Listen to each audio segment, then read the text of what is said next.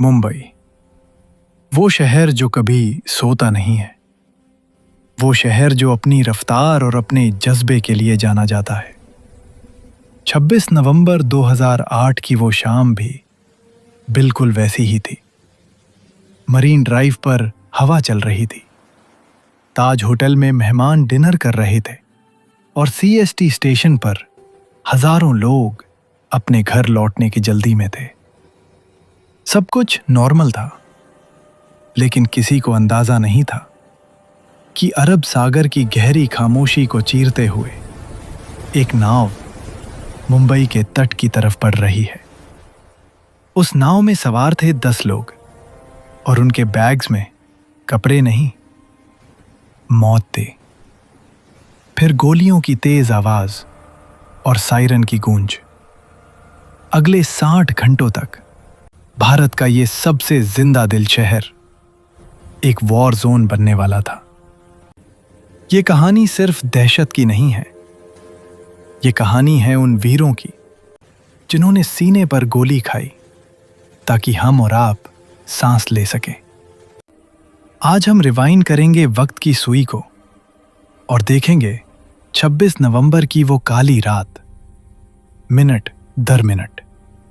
कहानी शुरू होती है कराची से, जहां लश्कर-ए-तैयबा के 10 आतंकवादी एक पाकिस्तानी जहाज अल हुसैनी से निकलते हैं।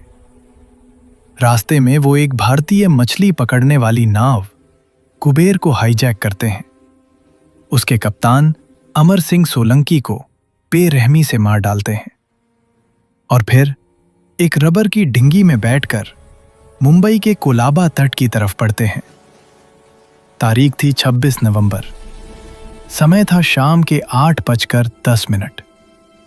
वो 10 लोग बदवार पार्क पर उतरते हैं।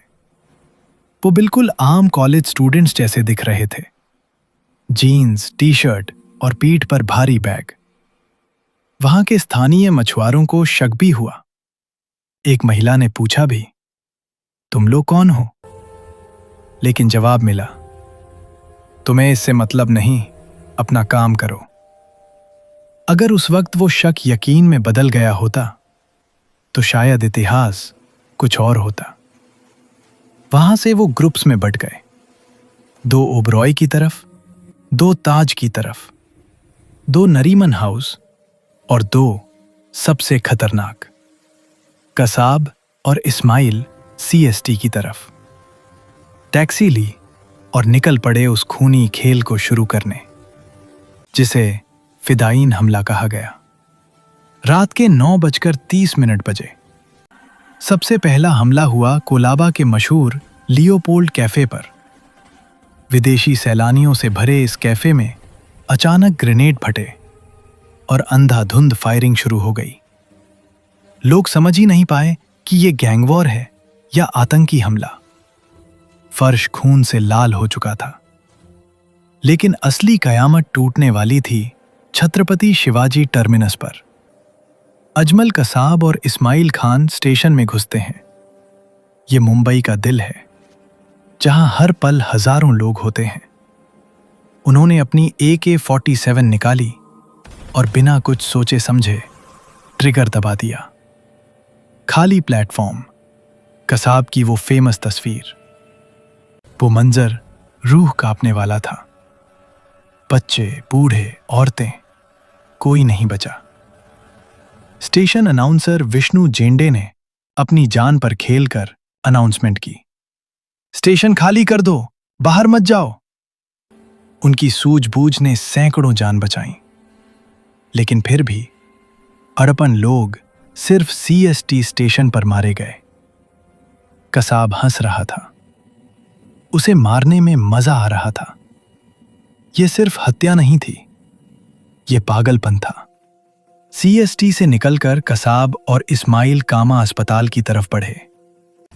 मुंबई पुलिस के पास उस वक्त सिर्फ लाठियां और पुरानी राइफलें थीं, लेकिन उनका जज्बा फौलादी था।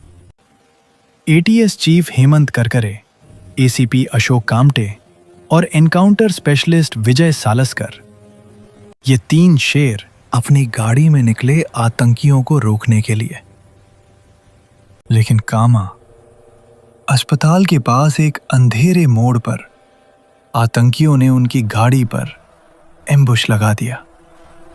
गोलियों की बौछार हुई और देश ने अपने 3 सबसे बहादुर अफसर खो दिए। आतंकियों ने उनकी पुलिस गाड़ी हाईजैक की और निकल भागे, लेकिन अभी द एंड बाकी था। गिरगांव चौपाटी पर एक बैरिकेड लगा था। वहां तैनात थे एएसआई तुकाराम ओम्बले। जब कसाब की गाड़ी वहां रुकी तो तुकाराम ओम्बले ने बिना अपनी जान की परवाह किए कसाब की बैरल को पकड़ लिया। कसाब ने ट्रिगर दबाया। एक नहीं, पूरी 40 गोलियां तुकाराम ओम्बले के शरीर को छलनी कर गईं। लेकिन ओम्बले ने अपनी पकड़ नहीं छोड़ी। उनकी उस पकड़ ने कसाब को जिंदा पकड़वाया। अगर तुकाराम ओम्बले नहीं होते तो पाकिस्तान शायद कभी बेनकाब नहीं होता। ओम्बले शहीद हो गए, लेकिन वो अमर हो गए। उधर शहर के दूसरे हिस्से में Taj Mahal palace hotel, Oberoi Trident और नरीमन हाउस को आतंकियों ने कब्जे में ले लिया था। ताज होटल, भारत की शान, अब वो एक जलते हुए किले में बदल चुका था। आतंकियों ने कमरों में घुस घुस कर मेहमानों को मारना शुरू किया। लेकिन इसी दौरान कुछ ऐसे हीरोज भी उभरे जिनके पास कोई बंदूक नहीं थी। ताज के general manager Karambir Singh Kong, उनकी पत्नी और बच्चे ताज के ही एक कमरे में फंसकर आग में झुलस गए, मारे गए। लेकिन करमबीर सिंह अपनी ड्यूटी से नहीं हिले। उन्होंने अपने आंसुओं को पीकर सैकड़ों मेहमानों को सुरक्षित बाहर निकाला। नरीमन हाउस में रब्बी और उनकी पत्नी को बंधक बनाया गया। वहां से सिर्फ उनका 2 साल का बेटा बेबी मोशे अपनी नैनी सेंड्रा की बदौलत जिंदा बच पाया। पूरी रात टीवी पर लाइव कवरेज चल रही थी। पूरी दुनिया देख रही थी। मुंबई जल रहा था। पुलिस बाहर थी, आतंकी अंदर थे और सैकड़ों लोग बंधक थे। अब जरूरत थी सर्जिकल एक्शन की। 27 नवंबर की सुबह दिल्ली से एनएसजी कमांडोज मुंबई पहुंचे। ऑपरेशन का नाम था operation black tornado. Marcos commando और एनएसजी ने मोर्चा संभाला। मेजर संदीप उन्नीकृष्णन ताज होटल के अंदर अपनी टीम को लीड कर रहे थे। एक साथी कमांडो को गोली लगी तो उसे बचाने के लिए वो आगे आए। आतंकियों की गोलियों का सामना करते हुए उनके आखिरी शब्द थे, do not come up, I will handle them. Major Sandeep ने अकेले कई आतंकियों को उलझाए रखा और अपनी टीम को बचाया। वो शहीद हुए, लेकिन ताज को आतंकियों से मुक्त कराने का रास्ता खोल गए। नरीमन हाउस में हवलदार गजेंद्र सिंह शहीद हुए। एक एक करके एनएसजी ने आतंकियों को चुन चुन कर मारा। शनिवार 29 नवंबर की सुबह लगभग 60 घंटे बाद आखिरी आतंकी मारा गया। ताज होटल की खिड़की से जब कमांडो ने हाथ हिलाकर इशारा किया, तब जाकर पूरे देश ने राहत की सांस ली। इस हमले में 166 बेगुनाह लोग मारे गए और 300 से ज्यादा घायल हुए। लेकिन मुंबई हारी नहीं। हमने अपने बहुत से हीरोज खोए, करकरे, सालस्कर, कामटे, ओम्बले, उन्नीकृष्णन और गजेंद्र सिंह। कसाब, जिसे तुकाराम ओम्बले ने अपनी जान देकर पकड़ा था, उसे 4 साल तक जेल में रखा गया। कानून की प्रक्रिया पूरी की गई और 21 नवंबर 2012 को पुणे की यरवदा जेल में फांसी दी गई। 26 नवंबर एक तारीख नहीं, एक जख्म है और एक सबक भी।